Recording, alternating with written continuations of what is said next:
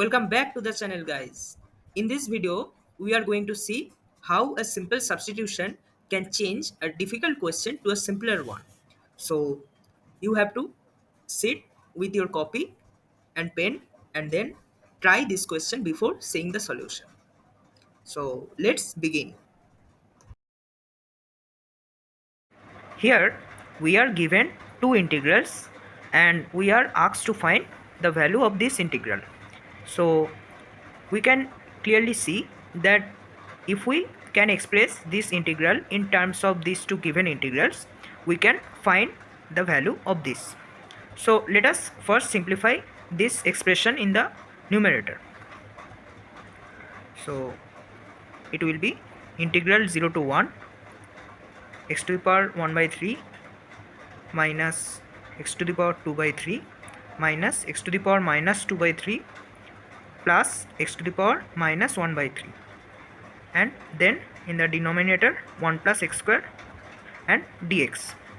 So if we group the similar looking terms here, we will get x to the power 1 by 3 plus x to the power minus 1 by 3 divided by 1 plus x square times dx, and if we take the minus sign common, then integral 0 to 1 x to the power 2 by 3 plus x to the power minus 2 by 3 divided by 1 plus x square times dx.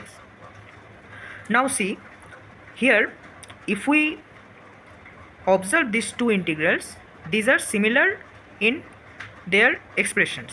Like if we, let's say, denote an integral I of n, which is a function of n, then we can write in as x to the power n plus x to the power minus n divided by 1 plus x square times dx, an integral of it from 0 to 1. It is a function of this n. Now we can see that if we denote this integral as in, this is nothing but I of 1 by 3 and this is nothing but I of 2 by 3. So our assumption of this integral leads to the fact that this integral simplifies to nothing but I of 1 by 3 minus I of 2 by 3. Let us find the value of in first. Now we have to find the value of in to get those values. Now in is this integral. Let us split this integral, split the numerator.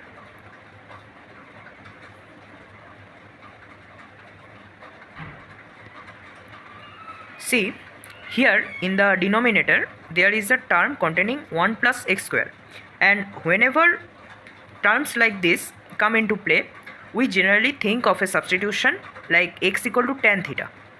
But if we substitute x equal to tan theta, then limits will be from 0 to pi by 4. But our given two integrals were having limits from 0 to pi by 2. So that will be a problem for us.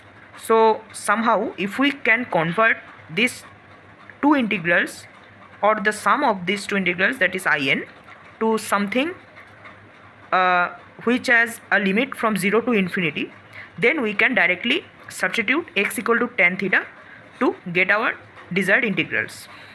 Now here we can use a substitution in this integral x equal to 1 by t. Let us substitute. So if we substitute this, the integrals becomes, see here dx will be minus 1 by t square dt, and then a minus coming here, and then limits will be from infinity to 1, and then it will be t to the power n divided by 1 plus 1 over t square into 1 over t square times dt, this integral.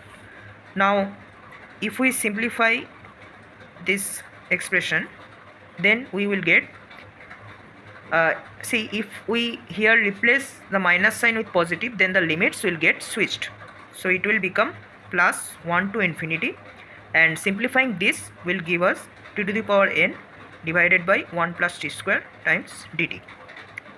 Now see, in these two integrals, the integrand is exactly the same because the value of the different integral does not depend upon the choice of variables.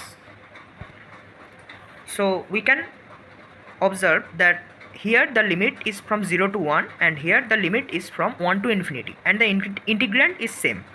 So we can directly add those two integrals to integral 0 to infinity x to the power n divided by 1 plus x square dx.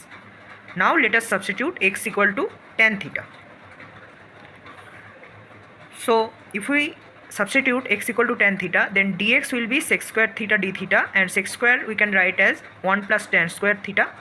So 1 plus tan square theta in the denominator will get cancelled by that. So we will be left with 0 to pi by 2 limits, and then integral tan to the power n theta d theta. Now this is our I of n. Now see, we got in in this integral form, so we can replace in with I of 2 by 3 to get 0 to pi by 2 integral tan to the power 2 by 3 theta into d theta, which was given to us as pi. And then we can get similarly the value of I of 1 by 3, which is integral 0 to pi by 2 tan to the power 1 by 3 theta d theta, and the value of this will be pi by root 3. So our given integral was I of 1 by 3 minus I of 2 by 3, that is pi by root 3 minus pi. So this will be the answer to this question. I hope you all understood this question.